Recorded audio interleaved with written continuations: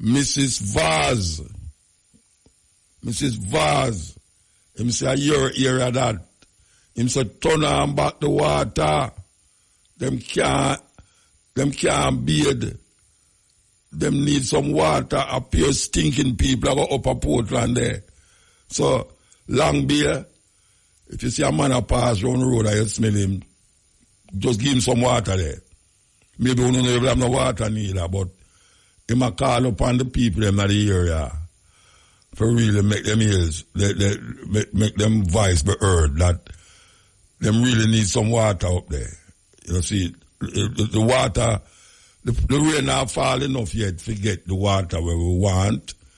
So people still have to just maintain that strict regime there until it work out. So, yeah, but the people them still want some water. That don't mean them not have no water, okay? So, I say it. Long Beer want water. Them calling up on Mrs. Vaz to give them some water. Okay, first break. Tune right now, we're going to play it. We're going to play this tune now.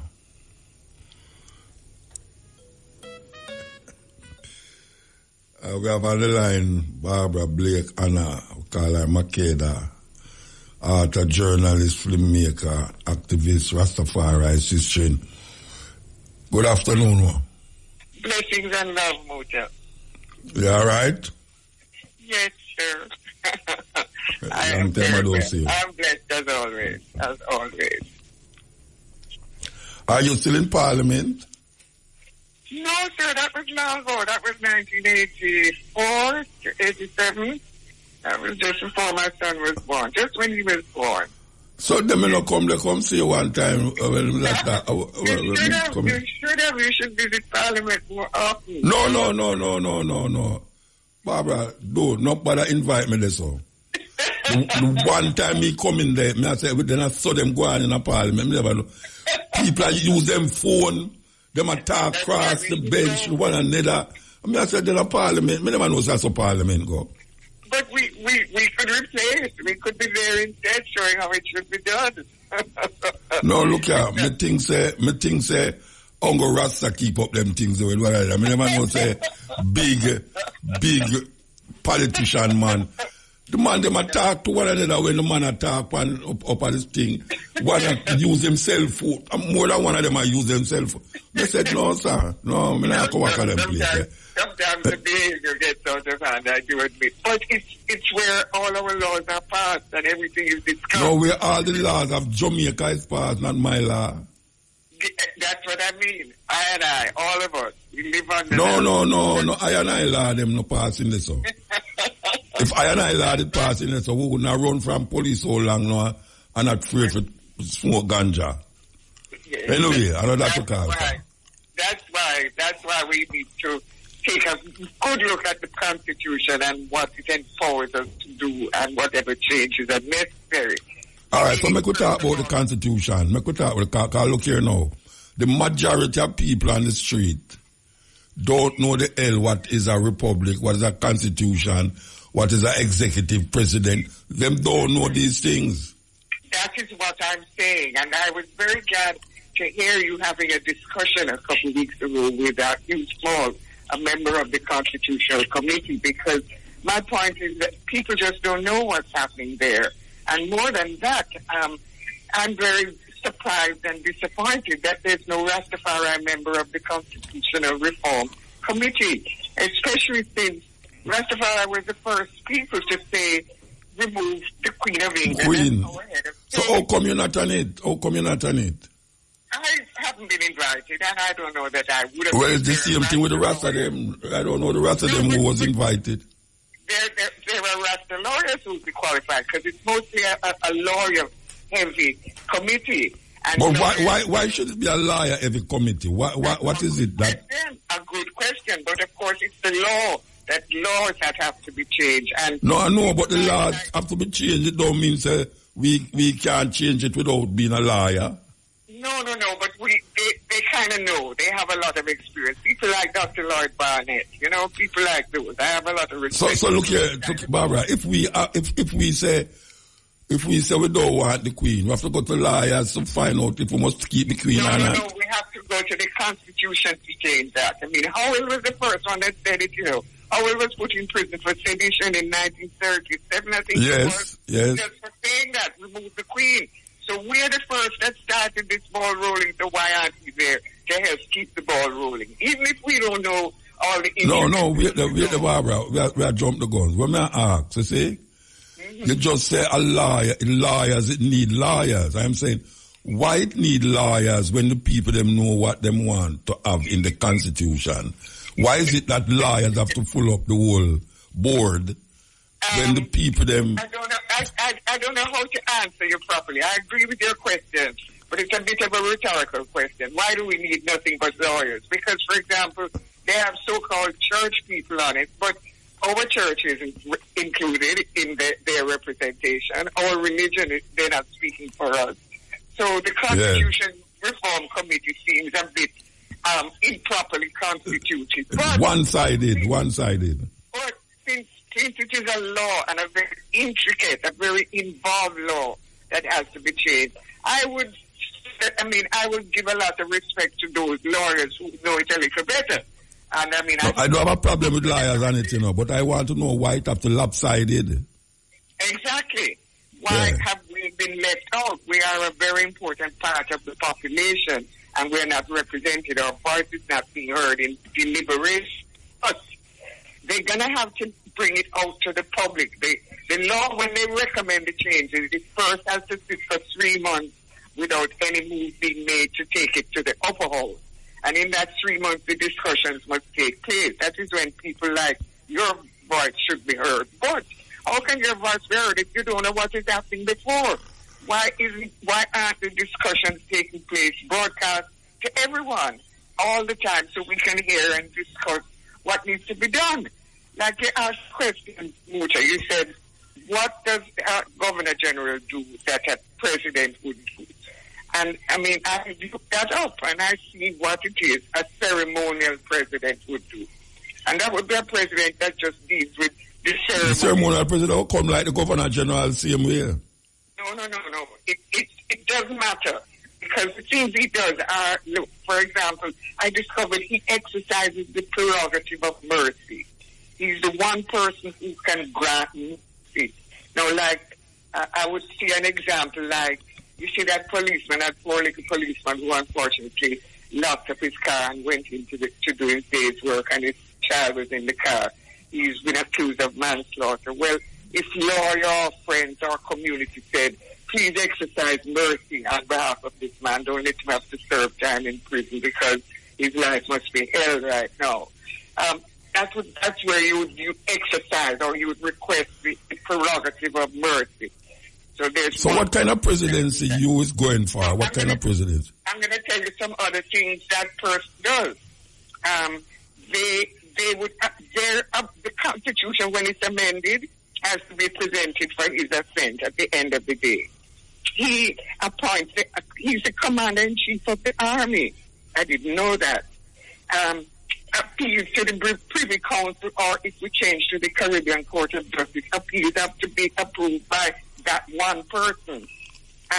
They also, that person appoints and disciplines civil servants. I didn't know that. Remind of which one of the presidency you're talking about. A ceremonial president. You're talking about a ceremonial president. Those are the ceremonies. The governor. Yeah, I understand that. But so you are going for a ceremonial presidency. That's what you're saying. That's what is being recommended. It's easier than an executive president, which is what America has. That's really I am going for the executive presidency. Yes. You want an executive president? Yes. You have to have an executive cabinet. So you have to change the whole of parliament. And that is the... Well, that is why we shouldn't reform. We should have licked long everything and start over.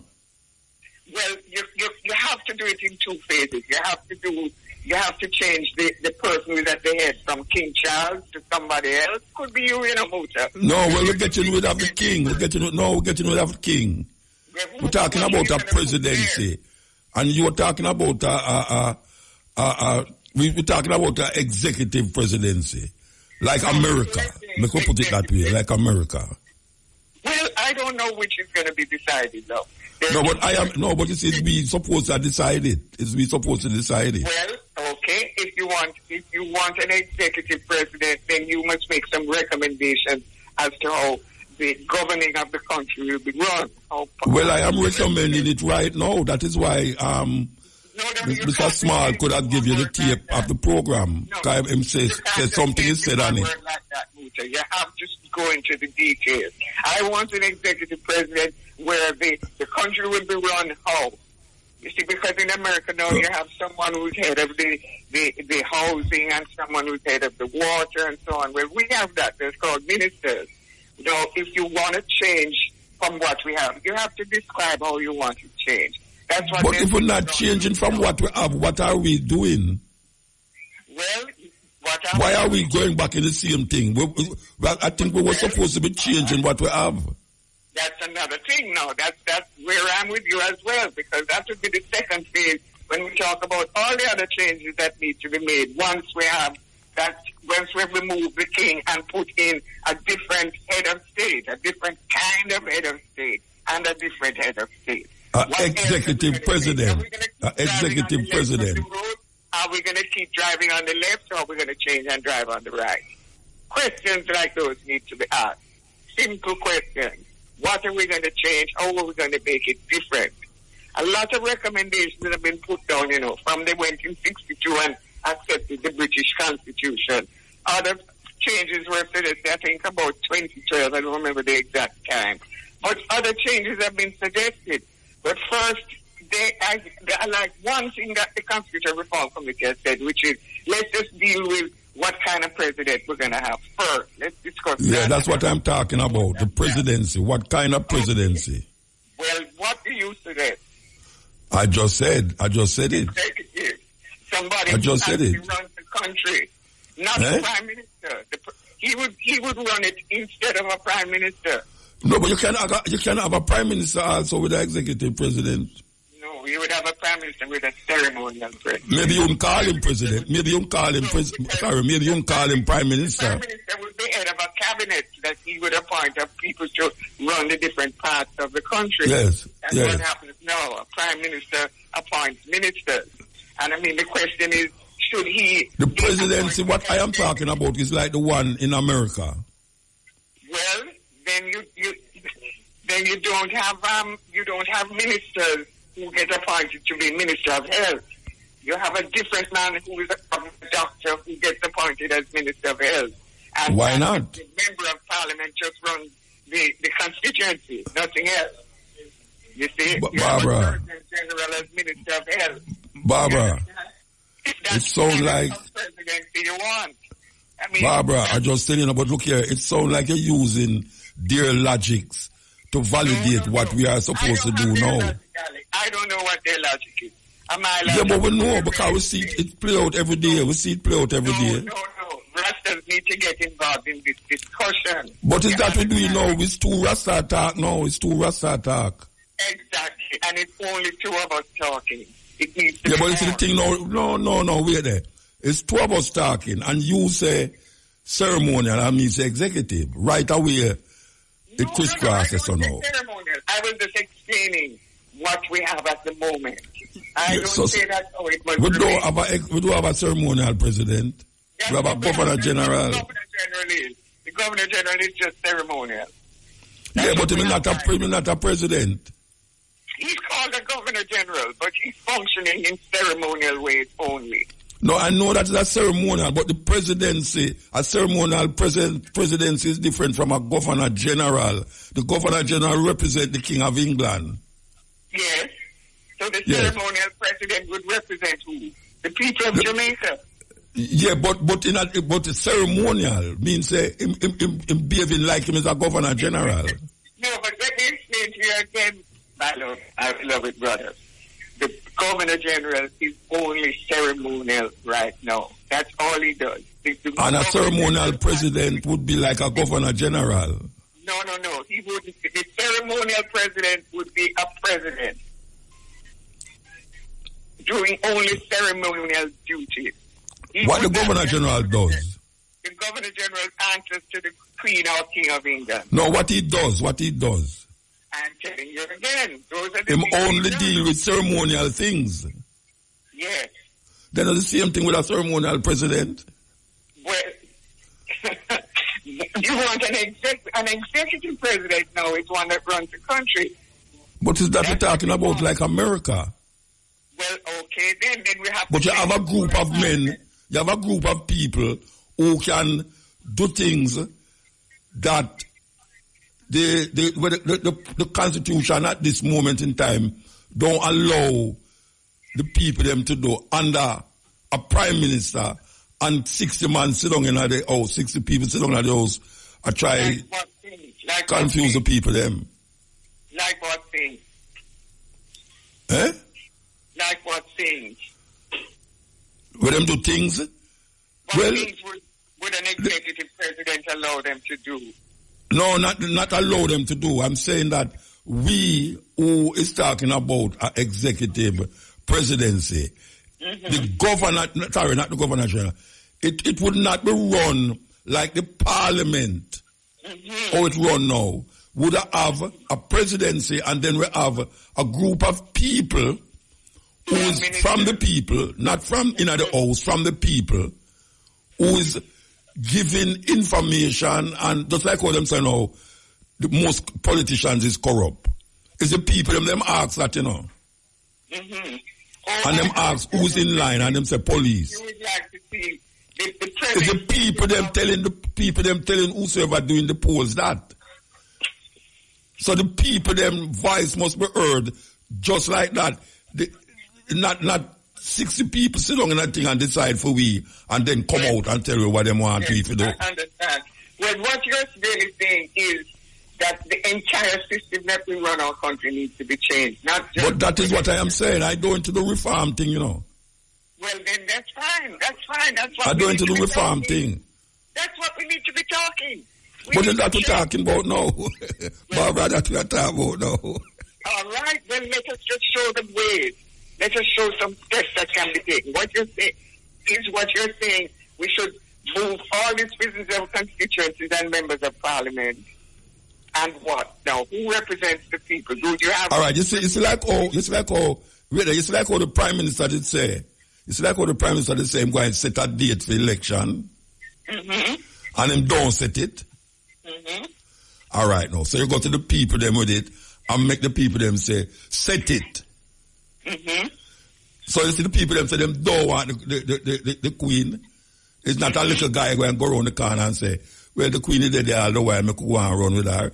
You go to the people them and the people them say, no Queen. You see this, how much people... How would the people speak like that? Would they speak? Just like how them go to the people them and the people them say... How do you count them? How do you count the people?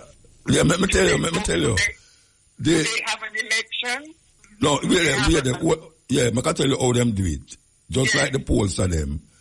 You see, how they come and say, you see how them come big in the paper and say, the people them say, politicians is the most corrupt people in the country. And if you walk on the road, people will say, yeah, true, politicians is the most corrupt people in the country. How you reach that level? Because them go and take a poll and hear the voice of the people then. Did they poll 3 million people? No, but 3 million people don't vote for the people them in the House of Representatives. I know. I asked you how many... Some of them is baby under 16. Most of them is under voting age. How many people would be in that poll? I don't know. But I know, say, it would be much more than the GLP and the people them struggling for who going to be in power. The reason why we don't have a lot of people voting now because them lose interest in the two political party. True. But we ourselves should be putting up people as offering them as representatives. No, I don't say we shouldn't put up people. No. We just give our reasoning right now. We depend on the radio act. And just like how Mr. Small gave you the tape to listen to, it's the same way somebody go and listen to this tape and hear Barbara Muta talk and put it in some project there and go and listen to it. It's not like we just attack. We are doing something right now. It might look like it's not much, but it's something. No, that's why I've gone to the trouble of speaking with you about it. I thought it was really important because people need to talk. People need to find the ways to make the change. Because you're right, so only 30% of the people voted in the last election, you know. Only 30%. Hold on. Barbara, what a day forget you. It's a weird day forget you. We have a link here. I want to go to this link.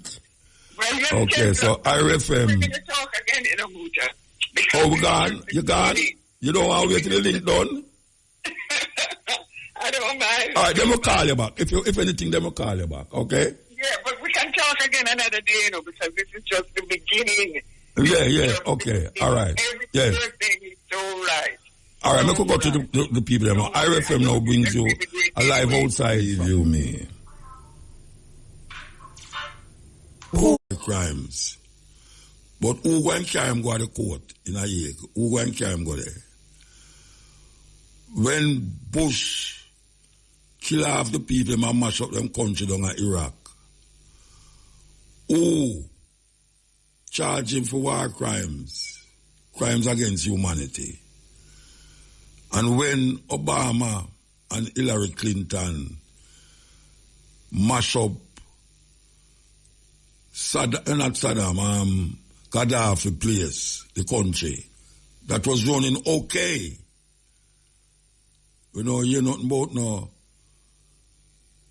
court of justice, world court, for lock up certain people. So obviously, certain people will never reach those court.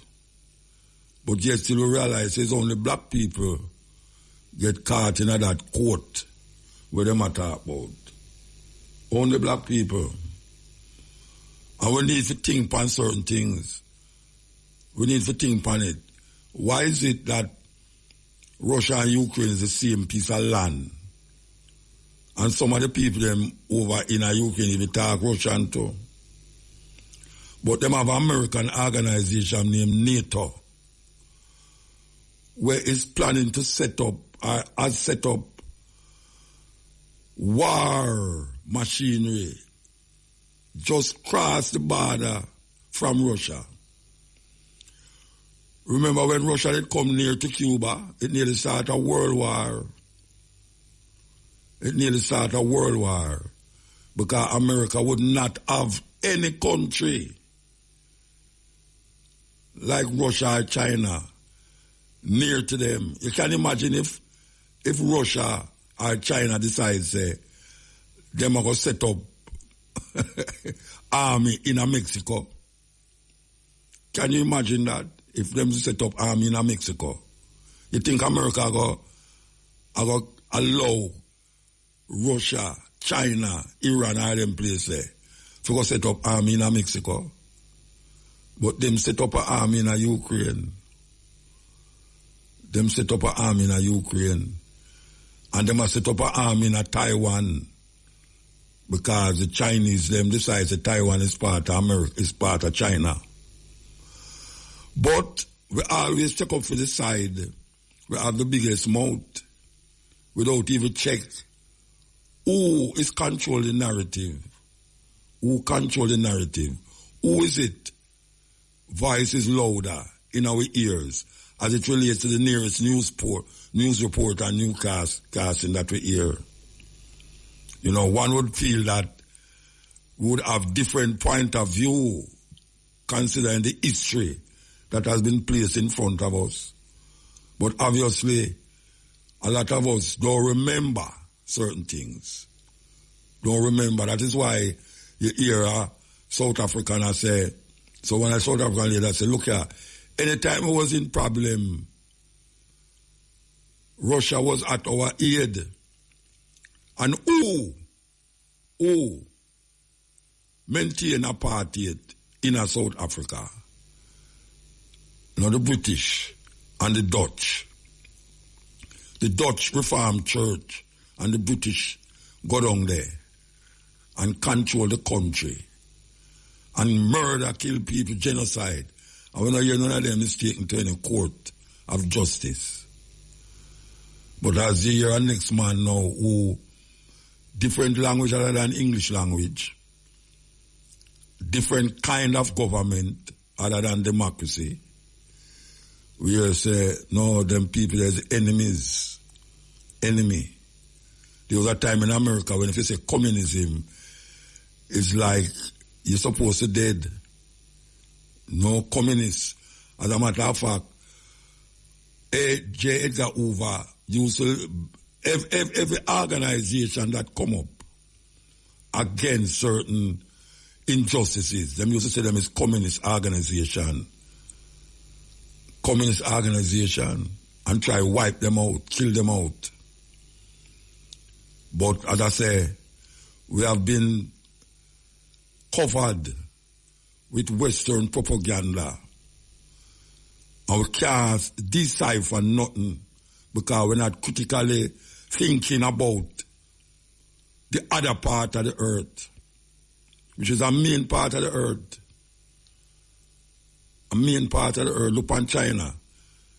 You know what? You know, a billion people there in India. You know, how much Jamaican people know about India? All them know is some Indian down here, so. But some of them never ever go to India yet. Indian culture. Buddhism. Buddhism is Indian. Because Gautama Buddha was an Indian. But if you ever talk about Buddhism in this part of the world, man, you are demonized. Yes, Buddhism was before Christianity. Buddhism was before Christianity, 500 years before Christianity. Hinduism will take over, is Indian. Look how far Buddhism going to China. We up in a Tibet mountain and all them place there. And you don't hear nobody a war over it. But as soon as certain people come in and the Chinese them a try control Tibet, them a fight. But America is always at the end of the death and destruction of countries. Them have the most arms and ammunition lined up in a different countries, waiting to attack any nation. Any nation. And them farm a black. Well, now we see nations is farming black. Even Saudi Arabia, who is an ally of America, we see them shifting to Russia. We see Iran help Russian with weapons that they make. So the thing is shifting. We see people are trying to shift from the goal. But we have to check this. We have to look on what we know and what we believe in and check if we know what we know and not believe we know what we know. Subscriptions. Can you imagine that? On what basis? You're a Russian. You didn't start any war. You paid for your Netflix. You can't access it anymore. Russian news was wiped off the internet. There used to be RT. You used to hear both sides. They demonized Russia and completely stopped any flow of information from the other side. We're still living in this, and you think we have free press, free speech? They're tightening the noose. One day they will say, I cannot preach the word of God. And I will preach. Yes. That is a perspective that maybe we have to think on too. Because the African them, most of the African leaders them seem not to be taking up for America. You know, and now we say, it's weird that them have a quote named the international. And that the sanctions on Russia might hurt the West as much or worse. Worse than Russia. Since 2004, Western leaders have worked to keep Ukraine impoverished and corrupt as a way to cultivate a puppet state that would act as a wedge to destabilize Russian security, even while some Western politicians have been personally enriched by corrupt business dealings in Russia and Ukraine. And that goes straight to the Biden family. That's what Donald Trump was trying to investigate. He was impeached for making a call about getting facts on how deep was the corruption, how deep was the deep state, how many people were making millions of dollars in Ukraine. And the Biden family were involved. It's not even a secret. A peace deal was possible. Putin had said what he wanted. We could have negotiated. Did you know that 1 month after the invasion,